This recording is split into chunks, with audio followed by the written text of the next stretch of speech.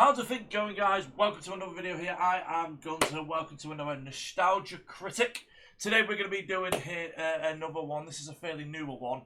This was released in the last month or so. It is his review on UHF, which is a Weird Al Yankovic movie. I know who Weird Al Yankovic is. I know he's a parody musician. I do like quite a few of his songs, actually. Some of them were actually really funny.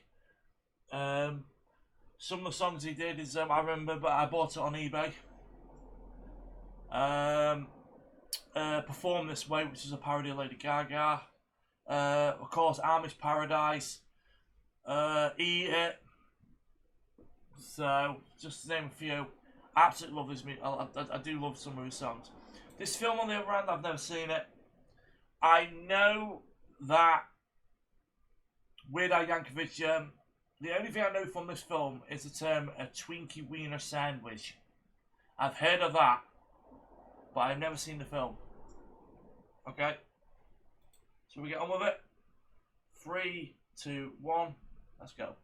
This episode brought to you by Factor, America's #1 ready-to-eat meal kit. So, I recorded, the AVGen video you're getting on Saturday, I've just recorded that, and that had a food sponsor as well. So that's 2 videos in a row I've recorded today, which have been basically food reviews in a row. So, right, let's just get on with it, guys. Let's go. We're coming to Texas, everybody. Come see us at Classic Game Fest in Austin, July 24th to the 26th. Hope to see you there. Ladies and gentlemen, behold the outcast, the creepy and depraved, the bizarre. Oh, it's a freak show cinema, is it? Creations not meant for the normal wild. Embrace the twisted weirdness of freak show cinema. It's been a while since he's brought this back. Oh, haven't done one of these in a while. No, you haven't. You might even be shocked to see Weird Al Yankovic's 1989 film, UHF, being covered this way. Well, I'm doing it for 2 reasons. One, a lot of people want me to review it, and this is honestly the only way I know how. I usually review movies by watching them in order so I can give a reaction similar to how an audience might react watching the flow of it for the first time. And if I did that here though, I'd just be saying, that's funny, that's funny, that's a little less funny, that's a little more funny. I just don't think I could add that much in that style. Talking about the whole film in a general sense seems to add up more. 2, there is some freaky weird shit in this. I mean, it's Star Wars. So, I've got to have paused that in a weird moment. So, this film only had a budget of $5 million. It made 6. So technically, if you include marketing, it probably either just made its money back or broke even. Openly calls himself weird, and can you blame him? Look at some of the people he's been seen with. So in my opinion, it does make sense to talk about the unique oddities of this movie. I also want to talk about the strange reception this film got when it came out, and how in many ways, it changed over time, and possibly because some of these jokes were a little ahead of the game. Even though in some other departments it might appear to be a little behind. So I suppose the best way to start is to bring up its lead, Al Yankovic. I don't think I need to explain how this is basically the king of song parodies from the early 80s to modern day. Yeah, I agree. Oh yeah, he did White and Nerdy, didn't he? Trying to catch me White and Dirty. Fuck, completely forgot he did White and Nerdy. Fucking. Do you know what pissed off? Charmeleon, who did the original song, Riding Dirty, that song's now been overplaced by Weird Al Yankovic's version.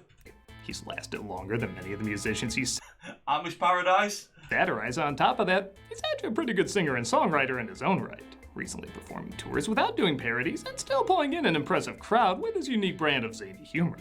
Arguably at the height of his fame, he was like a surgeon. Recommended to do a movie, as satire films were turning out big hits for over a decade.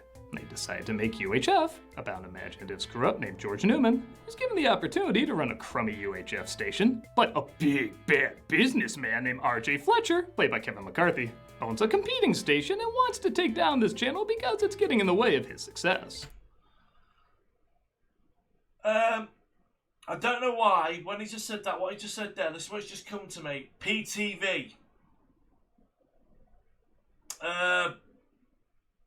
Peter TV, Family Guy. Was Family Guy inspired by this film? With the help of a colorful group of friends, they'll end up stopping this stick in the mud, and this sounds like every 80s underdog story. It's because it is. So truth be told, I'm not usually the biggest fan of these setups because I usually watch films like this for the comedy, and at some point, usually in the third act, they try to take themselves a little too seriously.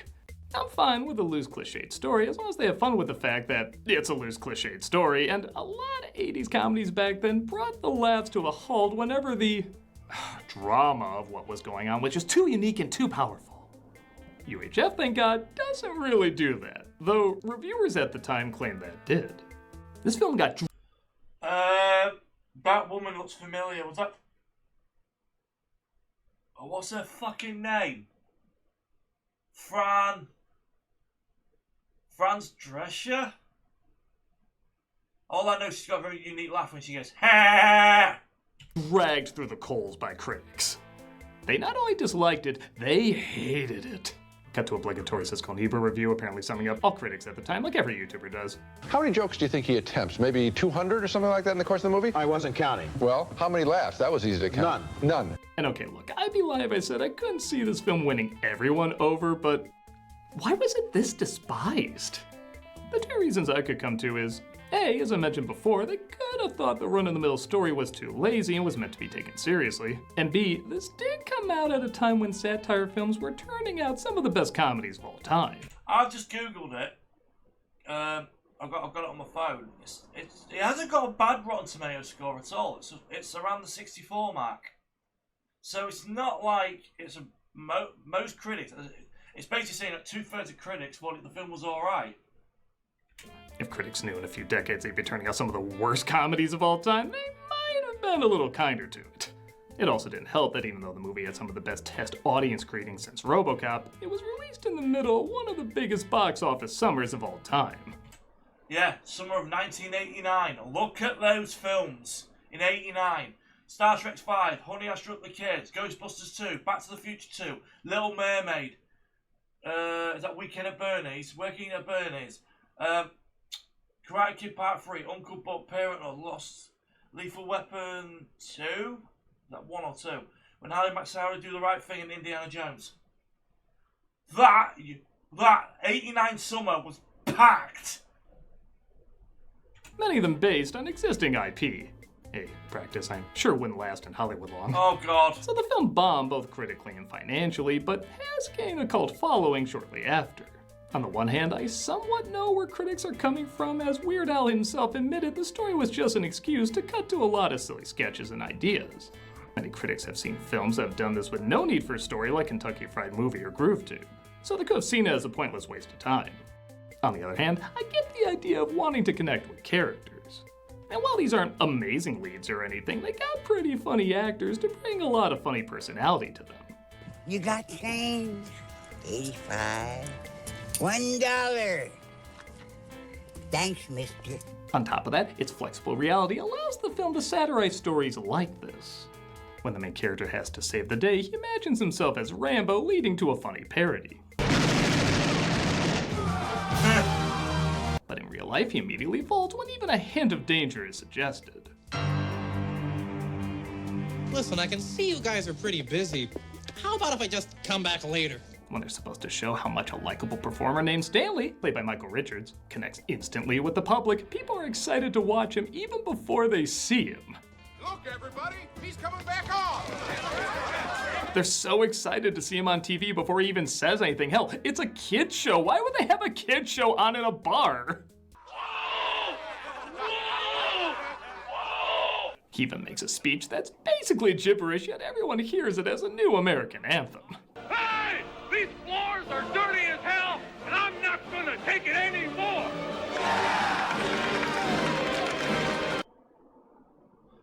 Even when they're showing the comically instant hostility between... What the fuck? that's my response. That's why I've not said it. I was like, what the fuck? It's like when he did that commercial special where he had that guy just kept going, America? I don't know why that's come to my mind. I don't know why. Between George and Fletcher. George calls him RJ, and not only does everyone freeze, the phone stopped ringing. Like somehow the people calling heard it too. Hey, RJ! And after he leaves, the phones go right back to ringing again. Now, do these turn the world of storytelling cliches on its head? No, but it shows it has an understanding of its tropes and plays around with them in a way that shows they're not meant to be taken seriously in the slightest.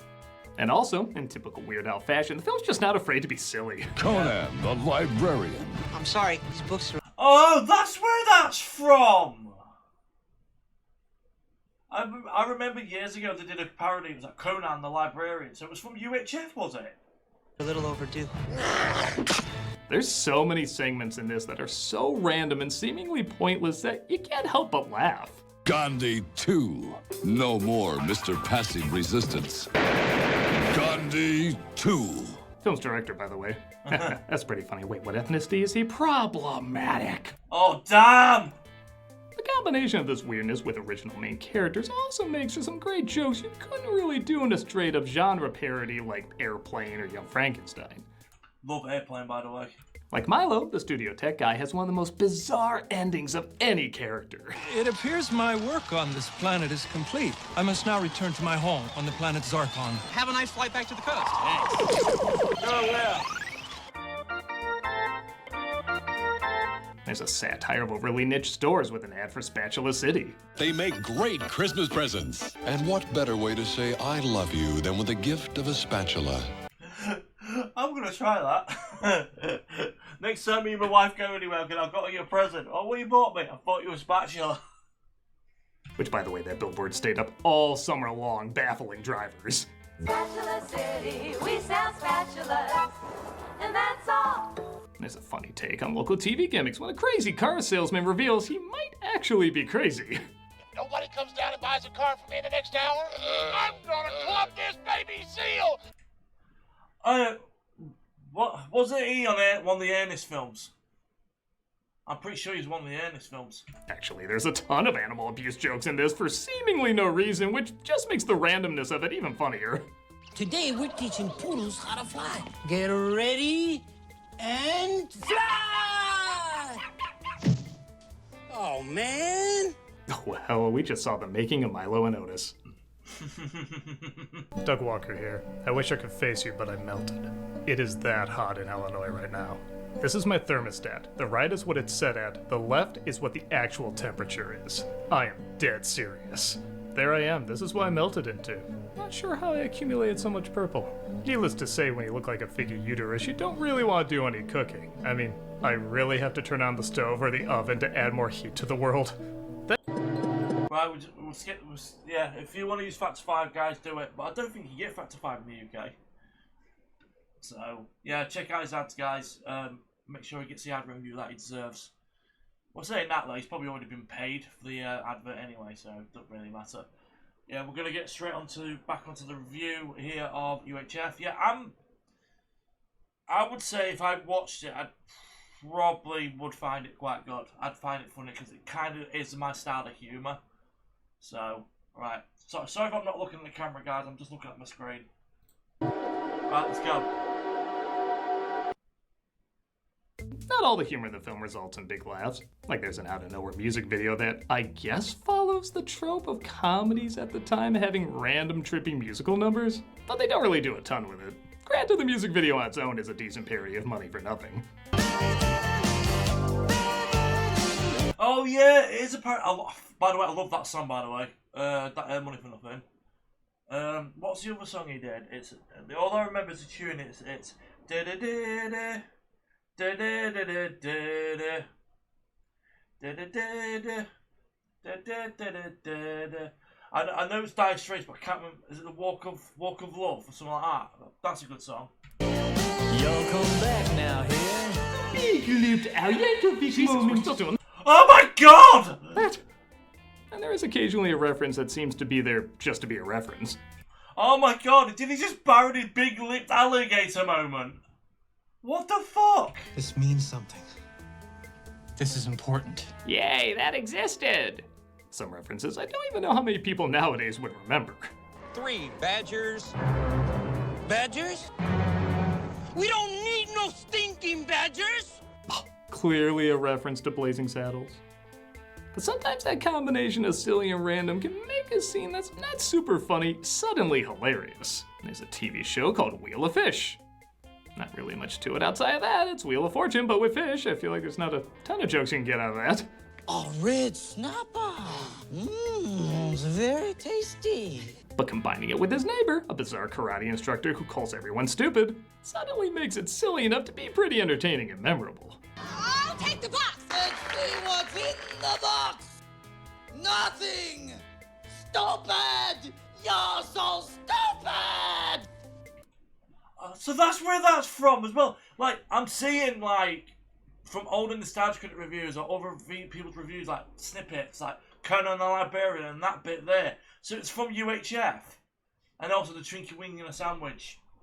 Do you know what I mean? So there's a little reference. So I have heard or seen little bits or snippets of this film, basically. Of course, a lot of the humor behind these shows is that he's getting friends to create content, or people who clearly haven't been on camera that much and don't know the rules, so they don't know they're breaking them and usually make for good entertainment. Like they're so strange, awkward, and one of a kind, they're kind of amazing. Tell me that's not protecting a lot of online content.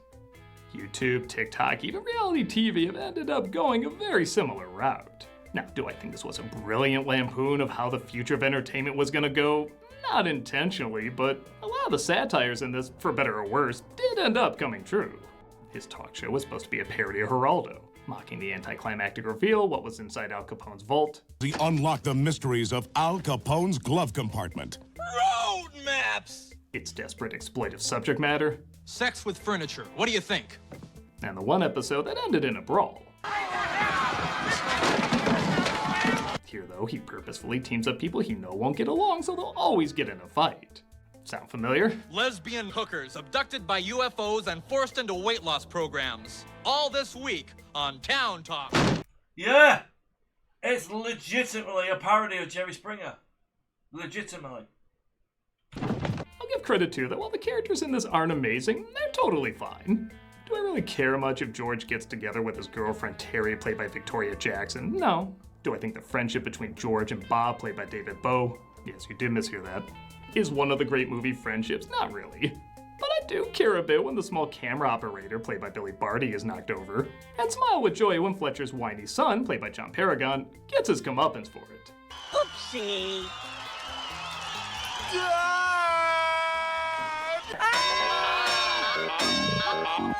I never found any of them annoying, and the film does allow good moments for them to improvise. This is pretty good one. Tastes like poop. They honestly serve as reasons for performers to go over the top and have other performers react to it. In fact, sometimes the reactions are just as funny, if not funnier than the outbursts. Like this scene involving a secretary, played by Fran Drescher, who's introduced to whatever number manager this is. Can I help you? Hi, I'm George Newman. I'm the new station manager. It goes back and forth between being played straight and being played as a satire of similar scenes from other movies, which keeps the comedy lively. I don't know why, my brain was telling me Everybody Loves Raymond, or he's in some sort of sitcom, one of them. Yeah, he was in Seinfeld. This came out the same year as the first season of Seinfeld. I was like, why do I recognise him in? I don't know why. My brain was saying to me, is that the guy who played Everybody Loves Raymond? It's not. It's the guy who played Kramer in Seinfeld. Even when a joke doesn't work, it either quickly moves on to one that does, or it keeps you entertained with characters that are just odd and likable enough to enjoy. What time is it? 7:30. Oh boy, I gotta go. I'll see you later, Bob. As much as this film got ripped apart for its cliched story and random humor, I argue that's bizarrely part of what makes it stand out. Whenever you think it's going to be another sketch, they lure you in with a character moment that's relatable enough that you do care a bit for these people. Then when you think it's going to take these moments too seriously, it'll throw in something completely bizarre and absurd, delightfully shrugging, hey, we're just having fun here. Did you get fired again? Yes, it's all true. I just don't know what's wrong with me. So what's for dinner? Like I said, I can see this not being everyone's humor, but it is strange it got so much backlash when it came out. Do you know what? It's kind of my humor, to be honest. Honestly, the critics' reactions are so over-the-top harsh, it almost feels like a cartoony response from the film's stick-in-the-mud villain. The nice thing, though, is not only do people gravitate... Yeah, I just googled it. He sadly passed on, by the way. The one who played the villain, he died in 2010. He was 89. So he's no longer the villain. The one who plays the villain is no longer with us. So R.I.P. Catered towards it more and more over the years, but other critics, like yours truly, have started to change the tides a bit, giving it a warmer reception than when it first. Yeah, 64% on Rotten Tomatoes, 77% on the. Yeah, that black guy. I'm pretty. What the fuck? Okay. Cast. There was a guy I've just seen.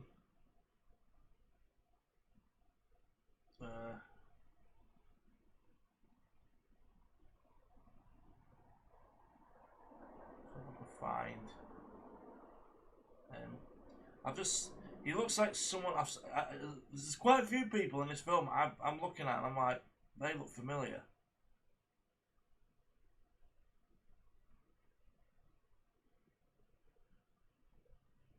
Where is it?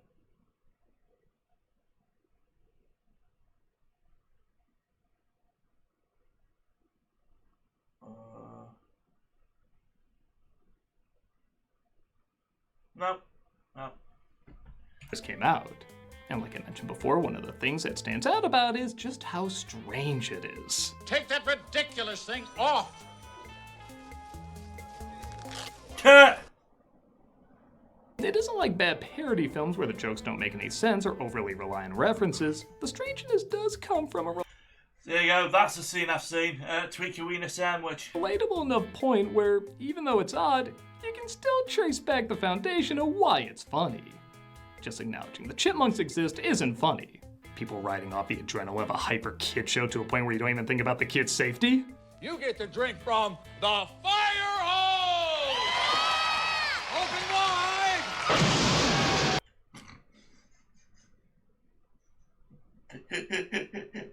Do you know what? If I did that to my son would be so fucking happy if I did that to him. That's friggin' hilarious.